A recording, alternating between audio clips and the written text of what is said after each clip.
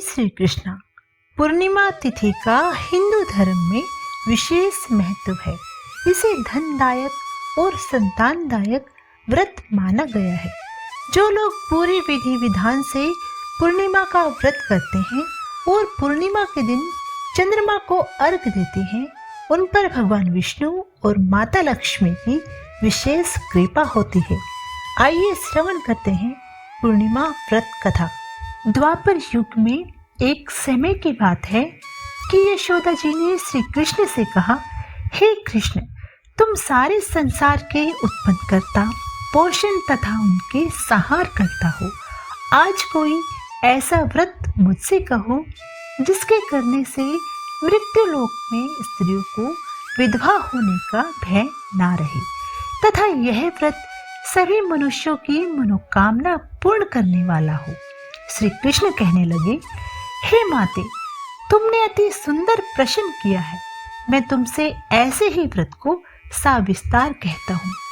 सौभाग्य की प्राप्ति के लिए स्त्रियों को द्विंत्रिशत अर्थात 32 पूर्णिमाओं का व्रत करना चाहिए। इस व्रत को करने से स्त्रियों को सौभाग्य संपत्ति मिलती है। यह व्रत अचल सौभाग्य को देने वाला और भगवान शंकर के प्रति मनुष्य मात्र की भक्ति को बढ़ाने वाला है। यशोदा जी कहने लगी, हे कृष्ण, सर्वप्रथम इस व्रत को मृत्यु लोक में किसने किया था, इसके विषय में विस्तार पूर्वक मुझे सुनाओ। श्री कृष्ण कहने लगे, इस भूमंडल पर एक अत्यंत प्रसिद्ध राजा चंद्रहास से पालित अनेक प्रकार के रत्नों से परिपूर्ण कातिका नाम की एक नगरी थी। वहां धनेश्वर नाम का एक ब्राह्मण था और इसकी स्त्री अति सुशील रूपवती थी। दोनों ही उस नगरी में बड़े प्रेम से रहते थे। घर में धन धान्य आदि की कोई कमी नहीं थी। उनको एक बड़ा दुख था, उनको कोई संतान नहीं थी, जिस वजह से वह बहुत दुखी रहते थे। एक दिन एक बड़ा तपस्वी योगी उस नगरी में आया। वह योगी बाकी सभी घरों से भिक्षा मांगकर भोजन किया करता था, लेकिन उस ब्राह्मण के घर से भिक्षा नहीं मांगता था। एक दिन योगी गंगा किनारे भिक्षा मांगकर प्रेम पूर्वक खा रहा था कि धनेश्वर ने योगी को यह सब करते देख लिया। सब कार्य किसी प्रकार से देख लिया। अपनी भिक्षा अनादर से दुखी होकर धनेश्वर योगी से बोले, और सभी घरों से आप भिक्षा लेते हैं, परंतु मेरे घर से भिक्षा नहीं लेते, इसका क्या कारण है? योगी कहने लगा कि आपके धर्म हमें इस बात की आज्ञा नहीं देते, क्योंकि आप अभी गृहस्थ जीवन में एक सुख से वंचित हैं। आपके घर संतान होने पर मैं आपके घर से भी भिक्षा अवश्य स्वीकार कर लूंगा। उन्होंने कहा कि जिसे संतान नहीं है उसके घर से भिक्षा लेने से मेरे भी पतित हो जाने का भय रहता है। धनेश्वर यह सब बात सुनकर बहुत दुखी हुआ और हाथ जोड़कर योगी के पैरों पर गिर पड़ा तथा दुखी मन से कहने लगा कि आप मुझे संतान प्राप्ति के उपाय बताएं। आप सर्वज्ञ हैं, मुझ पर अवश्य ही यह कृपा कीजिए। धन की मेरे घर में कोई कमी नहीं है, लेकिन मैं संतान न होने के कारण अत्यंत दुखी हूँ। आप मेरे इस दुख का हरण कीजिए। यह सुनकर योगी कहने लगे, तुम चंडी की आराधना करो। घर पहुंचकर उन्होंने यह सारी बात अपनी पत्नी को बताई और खुद वन में चला गया। वन में पहुंचकर उसने चंडी की आराधना की और उपवास किया। चंडी ने 16वें दिन उसको सपने में दर्शन दिए और कहा कि हे धनेश्वर, जा तेरे पुत्र होगा, लेकिन उसकी आयु सिर्फ 16 वर्ष होगी। 16 वर्ष की आयु में उसकी मृत्यु हो जाएगी। अगर तुम दोनों स्त्री और पुरुष 32 पूर्णिमाओं को व्रत करोगे तो वह दीर्घ आयु हो जाएगा। जितना तुम्हारा सामर्थ्य हो उतने आचे के दिए जलाकर शिव जी का पूजन करना, लेकिन पूर्णमासी 32 ही होनी चाहिए। सुबह होते ही तुम्हें उस स्थान के पास एक आम का पेड़ दिखाई देगा। उस पर चढ़कर एक फल तोड़कर अपने घर चले जाना। अपनी स्त्री को इस बारे में बताना। सुबह स्नान होने के बाद स्वच्छ होकर शंकर जी का ध्यान करके उस फल को खा ले। तब भगवान शंकर की कृपा से उसको गर्भ हो जाएगा। जब ब्राह्मण सुबह उठा तो उसे उस स्थान पर आम का पेड़ दिखाई दिया और वह उसे फल तोड़ने को चढ़ा। वह पेड़ पर चढ़ नहीं पा रहा था। यह देखकर उसे बड़ी चिंता हुई। उसने भगवान गणेश की उपासना की और कहा, हे दयानिधे, अपने भक्तों के विघ्नों का नाश करने वाले, उनके मंगल कार्य को करने वाले, दुष्ट का नाश करने वाले, रिद्धि सिद्धि देने वाले, आप मुझे इतना बल दे कि मैं अपनी मनोकामना पूर्ण कर सकूं। इसके बाद वह पेड़ से फल तोड़कर अपनी पत्नी के पास जा पहुंचा। उसकी पत्नी ने अपने पति के कहे अनुसार इस फल को खा लिया और वह गर्भवती हो गई। देवी की कृपा से उसे बहुत सुंदर पुत्र पैदा हुआ। उसका नाम उन्होंने देवीदास रखा।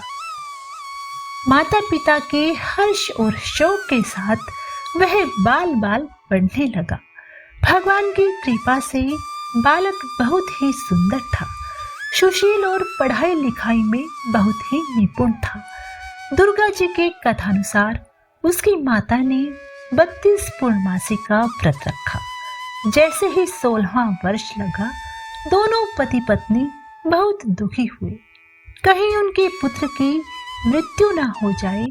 उन्होंने सोचा कि अगर उनके सामने यह सब हुआ तो वह कैसे देख पाएंगे। तभी उन्होंने देवीदास के मामा को बुलाया और 1 वर्ष के लिए देवीदास को काशी में पढ़ने के लिए भेज दिया। 1 वर्ष के बाद उसे वापस लेकर आ जाना। देवीदास अपने माता पिता के कहे अनुसार एक घोड़े पर सवार होकर चल दिया। उसके मामा को यह बात नहीं बताई। दोनों पति पत्नी ने 32 पूर्णमासी का व्रत पूरा किया। दूसरी तरफ मामा और भांजा दोनों रात गुजारने के लिए रास्ते में एक गांव में रुके। उस दिन उस गांव में ब्राह्मण की कन्या का विवाह होने वाला था। जिस धर्मशाला में वर और बारात के बाकी लोग रुके थे, उसी धर्मशाला में देवीदास और उसका मामा ठहर गए। उधर कन्या को तेल आदि चढ़ने के बाद जब लगन का समय आया तो वर की तबीयत खराब हो गई। वर के पिता ने अपने परिवार वालों से विचार विमर्श करके कहा कि यह देवीदास मेरे पुत्र जैसा ही है, मैं इसके साथ लगन करा दूं और बाद में बाकी सारे काम मेरे बेटे के साथ पूरे हो जाएंगे। ऐसा कहने के बाद वर के पिता देवीदास को मांगने के लिए उसके मामा के पास गए और उन्हें सारी बात बताई। मामा ने कहा कि कन्यादान में जो कुछ भी मिलेगा वो हमें दे दिया जाए। वर के पिता ने बात स्वीकार कर ली। इसके बाद देवीदास का विवाह कन्या के साथ संपन्न हो गया। इसके बाद वह अपनी पत्नी के साथ भोजन न कर सका और मन में विचार करने लगा कि न जाने यह किसकी पत्नी होगी। यह सोचकर उसकी आंखों में आंसू आ गए। तब वधू ने पूछा कि क्या बात है, आप उदास क्यों हैं? तब उसने सारी बातें अपनी पत्नी को बता दी। तब कन्या कहने लगी, यह ब्रह्म विवाद के विपरीत है। आप मेरे ही पति हैं, मैं आपकी पत्नी रहूंगी, किसी अन्य की कभी नहीं। तब देवीदास ने कहा, ऐसा मत करिए, क्योंकि मेरी आयु बहुत कम है, मेरे बाद आपका क्या होगा। लेकिन उसकी पत्नी नहीं मानी और बोली, स्वामी आप भोजन कीजिए। दोनों रात में सोने के लिए चले गए।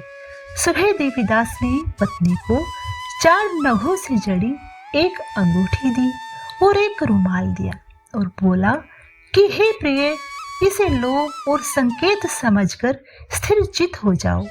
मेरे मरण और जीवन जानने के लिए एक पुष्प वाटिका बना लो और उसमें एक सुगंधित नव मल्लिका लगा लो। उसको प्रतिदिन जल से सींचा करो और आनंद के साथ खेलो कूदो। जिस समय और जिस दिन मेरा प्राणांत होगा उस दिन यह फूल सूख जाएंगे। जब यह फिर से हरे हो जाए तो जान लेना मैं जीवित हूँ। यह समझाकर वह वहां से चला गया। इसके बाद जब वर और बाकी बाराती मंडप में आए तो कन्या ने उसे देखकर कहा कि यह मेरा पति नहीं है। मेरे पति वह है जिनके साथ मेरा रात विवाद हुआ है। इसके साथ मेरा विवाह नहीं हुआ। अगर यह वही है तो यह बताए कि मैंने इसे क्या दिया है। साथ ही कन्यादान के समय आभूषण मिले हैं उन्हें दिखाए। कन्या की सारी बातें सुनकर वह कहने लगा कि मैं यह सब नहीं जानता।